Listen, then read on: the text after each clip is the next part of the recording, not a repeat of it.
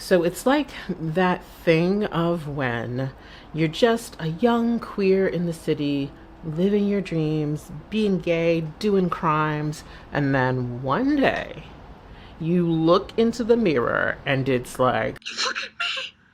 I know, we seem to be inside each other. I'm like the crypt keeper. raise your hand if you feel personally victimized by time. Don't get me wrong, I am 48 years old and I am grateful for every last one of those 48 years. I'm also grateful to be a queer elder. But at the same time, it is incredibly frustrating that there is so much about aging that we just don't talk about. And number one on that list of things that we don't talk about is perimenopause. And so I wanted to talk about it today. I want to talk about my experience of it, how I'm navigating it, and my unique perspective. So let's get into it, shall we?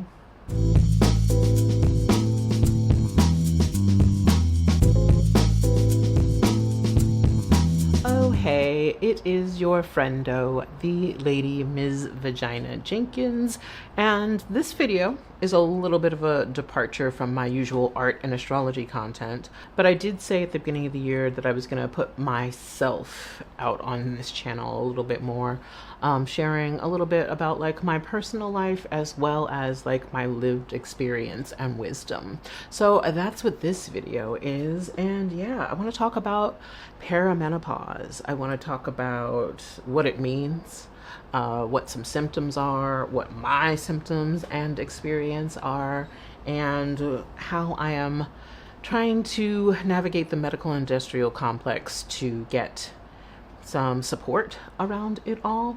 So yeah, that's what's happening in this week's video. So first and foremost, perimenopause, what is it? What is it all about? So menopause itself is defined as not having a menstrual period, like bleeding, for 12 months or more. That's how you know that you're officially in menopause. But there's also the time around menopause, like quite literally peri, meaning near or about or around. There's the time around menopause that can go from what I understand, anywhere from 5 to 10 years before you actually stop menstruating. And that's the time frame that I find myself in. And I believe that I have been in this time frame for at least 10 years. So I am 48, and at least 10 years would mean that I started having symptoms around 38. But between you, me, and Jeebus, I feel like I've been having symptoms since I was like 35. I definitely remember being 35 and having some things that felt like hot flashes and thinking to myself, oh, is that what a hot flash is like? And yeah, fast forwarding to now, yeah, that's exactly what a hot flash is like. So yeah, generally speaking, I want to read to you a list of perimenopause symptoms. One, we all know about the hot flashes, but also fatigue, irregular periods, which makes sense because you're on your way to stopping your period entirely. Mood swings, specifically like irritability, anxiety, depression, night sweats, because the hot flashes don't stop just because you're sleeping. No, why would they do that? And speaking of sleeping, trouble sleeping. So like straight up experience of insomnia, but also like the experience of not getting quality sleep, like sleeping as deeply. Vaginal dryness. There's also this thing called vulvar atrophy, where basically your lips disappear over time. That's fun. Muscle pain, joint pain, specifically shoulder pain, weight gain, decreased bone density and risk of like osteoporosis going up. What else? Heart palpitations, brain fog, hair loss, urinary incontinence, skin changes, like yes, the skin getting drier, but because of that, creating a sensation of like full body itchiness, like including like in your ear canals, like places where you can't reach to itch, headaches and migraines, having new food allergies or not being able to digest foods that you were able to before, feeling incredibly tired and low energy, and also brain foggy. Oh, and for neurodivergent people, an increased expression of your neurodivergence despite having set up coping strategies. In shorthand, the tism be tisming and the ADHD be ADHDing.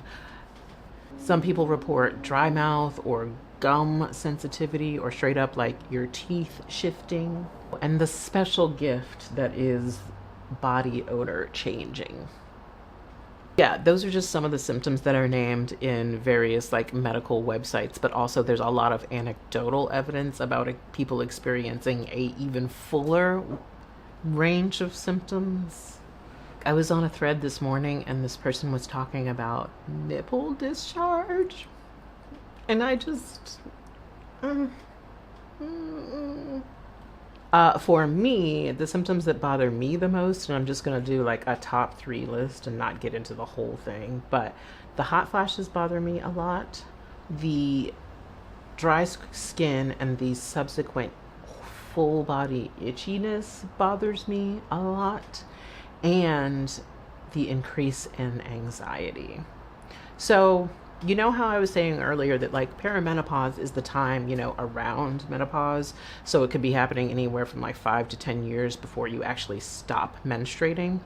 I feel like I've been having these symptoms for like the last 13 years, since I was like 35, 36, and I'm 48 now. And I definitely remember mentioning to a friend when I was like 35, 36, I think I'm having a hot flash. And they're like, oh no, menopause isn't until you're like 50. It can't be that. Yeah, no, it actually can be that. And if the average is 5 to 10 years, that means that some people only take 1 or 2 years, and some people, like me, take 12 to 15 years to experience this. I'll also say that one of the gifts that I have as an autistic person is like really good interoception. I know what's going on with my body, so I feel like maybe I have been able to notice changes in my body earlier than others because I know my body so well. We're definitely talking about 15 years of having hot flashes. To describe what a hot flash is, yes, it's that experience of, oh, my body is suddenly incredibly hot. But then to describe it more in detail, it's like all of the blood rushing to the surface of your skin. So you get the skin flush, which looks like whatever it looks like. And maybe people are embarrassed by that. I am not. But what accompanies the skin flush for me is an intense sense of itchiness. So all of the capillaries all of a sudden are flooded with blood, and the nerves around them are activated, and so my whole body feels as if, oh god, it's happening right now actually. My whole body feels as if it's like super itchy, and I am managing the sensory experience of feeling all of these itches all over my body, but not trying to scratch at them because I don't want to look, fill in the blank. I don't know what I don't want to look, but I just want to be perceived as normal, which I guess is not aging. I don't know. I roll at my own self. And then of course comes like the sweating, like the full body experience of sweating from every orifice on your body. But it's not just sweating, it's more like leaking. Like there are literally drips coming off of my face. And I get so anxious on top of that, especially if I'm in public, because I wonder if people are reading my autistic body language and this sweating as some sort of anxiety because I've stolen something. Like I think it's the intersection of all of that experience and blackness and being perceived as somehow wrong or not belonging to a space, or perhaps criminal in a space. And I worry a lot about someone perceiving me as a thief, calling the cops, and I end up losing my life because I was having a dang perimenopausal hot flash. So for me, the hot flashes and the anxiety go hand in hand. I will also say that because of all of those experiences, it has become increasingly more difficult for me to leave my house. Because of those perceptions, coupled with race and coupled with gender. So I don't know if we've talked about this on this channel before. I am a person who is solidly agender. I don't even think of myself as non-binary because I don't necessarily want to identify myself as something that I am not. I understand intellectually that there are people that participate in the gender binary and it gives them gender euphoria. That is not my experience. And so when I think about being in the public and I think about being perceived, I know that people are placing gendered expectations on my body. That used to be mildly annoying and low-key frustrating. Now it has become intolerable.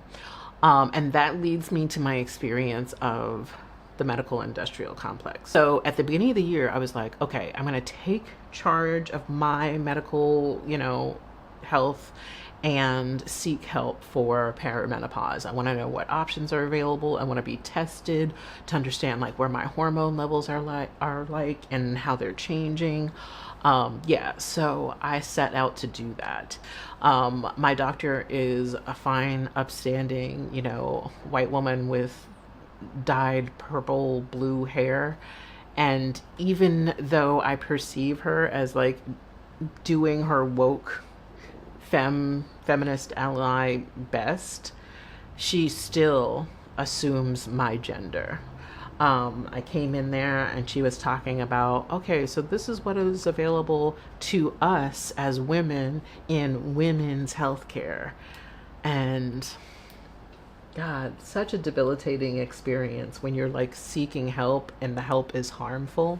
All of the language is like, okay, so a medical journal called, Sisters Experiencing Menopause. Nah, I'm not a sister. I'm not a woman.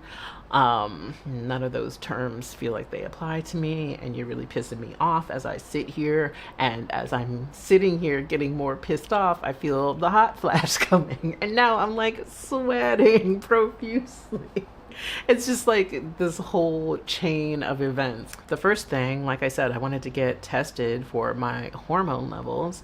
My doctor told me that there is no such test that is available because women's hormones fluctuate in such a monthly way, but also in a daily way, that there's no way that they can test a baseline because that baseline is constantly shifting.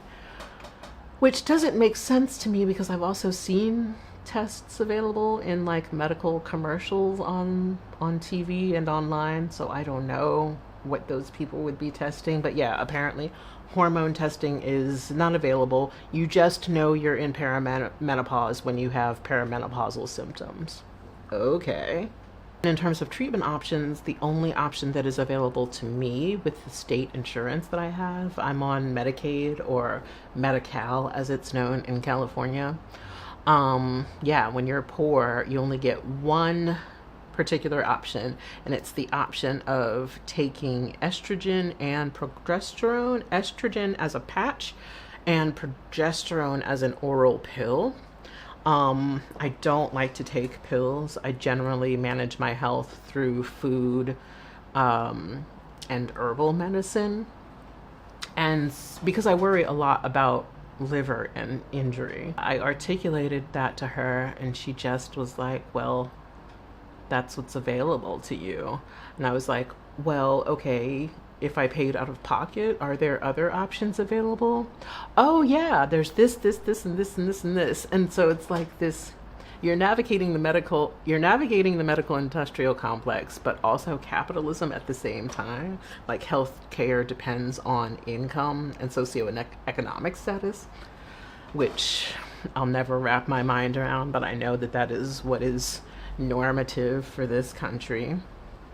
I even asked, what do you do if patients are very averse to taking this particular pill? Can you, as a doctor, recommend a different form of treatment and then see if it could be approved by my insurer, Medi-Cal? And then she went into a whole diatribe about women's medical care and how it's messed up. And I'm like, okay, I hear you and I understand your soapboxing and I know that you're woke and I appreciate that. But also, are you willing to advocate for me? And basically the answer was no. So I left that appointment feeling unsatisfied and unheard. Which reminds me, have you ever felt unheard, dismissed, maybe even gaslit by medical professionals?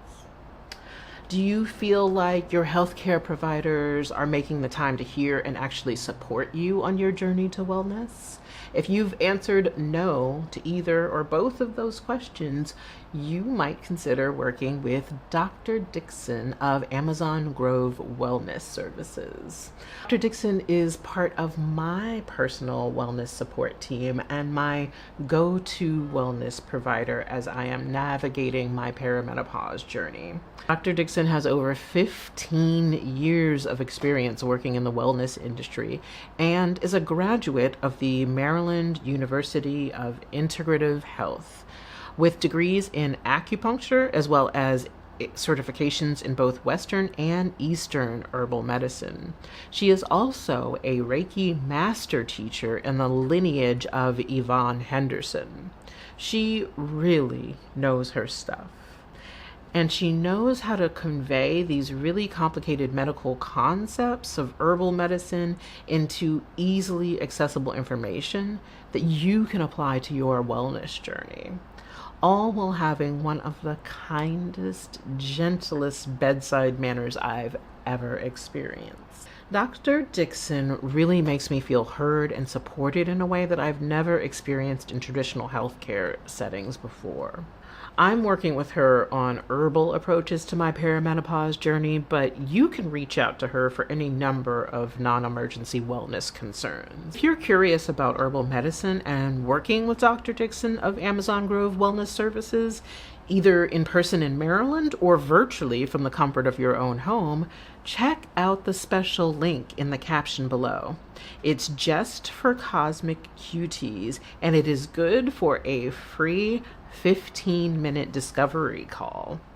Don't wait another day to experience wellness practices that can support your holistic well-being.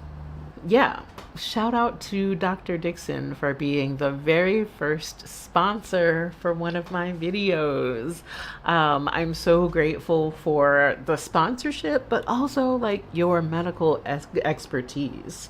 So yeah, like I said, I left the doctor's appointment feeling absolutely dismissed, unheard, and misgendered. And then it occurred to me that I've worked with Dr. DIXON before. I've consulted with her before about herbal medicine for digestive issues. And so I thought to reach out to her to see about perimenopause support. And so for the last 2 months or so, I've been taking her prescribed herbal protocol for perimenopause. I'm taking a couple of different herbs. One like for the first half of the month, another for the second half of the month. Each one is designed to balance estrogen or progesterone. And then I'm also taking an herb that helps me manage my mood and anxiety. I have committed myself to doing at least 3 months of this herbal protocol. And then I will check in with myself to see, okay, do I want to continue this herbal protocol? Is it actually working? Or do I want to go back to Western meds and look to see, what is available to me in terms of HRT therapy? Like I said, I'm about 2 months in. I have definitely noticed improvement in my hot flashes. They're not gone entirely, but it's definitely a much less sweaty situation. I've noticed improvements in terms of the heart palpitations that I was having, as well as the skin dryness and itchiness issue. I haven't noticed an improvement in my anxiety and coping with anxiety sorts of things quite yet. I'm keeping an eye on it and, just aware or trying to be aware of my body, where it's at now, and any ways in which it feels more supported by this herbal medicine. And like I said, I am going to commit for 3 months and then do a check-in appointment with Dr. DIXON to see about like if things could be shifted and I want to continue herbal medicine, or if I want to quit and taper off of that herbal protocol and move into HRT. And I absolutely and sincerely do feel incredibly supported by Dr. DIXON, and heard and listened to. She really does have a really empathic bedside manner, which I absolutely appreciate. Didn't know that I needed, didn't even know was available to me. And so I'm just so grateful for her. And so, yeah, I'm grateful to have her as my first sponsor. And I really do hope that you check out the link in the caption. And, you know, if you're having concerns, perhaps herbal medicine could be a help. I don't know. Something to look into, maybe. Yeah, that is a little bit about my experience of perimenopause. I'm curious too about y'all's experience. Is anyone out there on the perimenopause train, or maybe straight up experiencing menopause? And yeah, did you take HRT, or are you going to skip it entirely? Or did you only take, you know, HRT up until the point where you experienced like cessation of periods and menstruation? Will you continue to take it for the rest of your life? Please sound off in the comments below, because I want to hear as many people's stories as possible, because hearing people's stories is more helpful to me than anything that I've gotten from appointments with doctors and reading information online from medical professionals. And as always, thank you so much for watching this video and for being a part of my community. Thank you for making the time to hear me and value my stories and my lived wisdom. Absolutely. All right, y'all. I will see you next Wednesday for the next video. Take good care of yourself until then. Bye.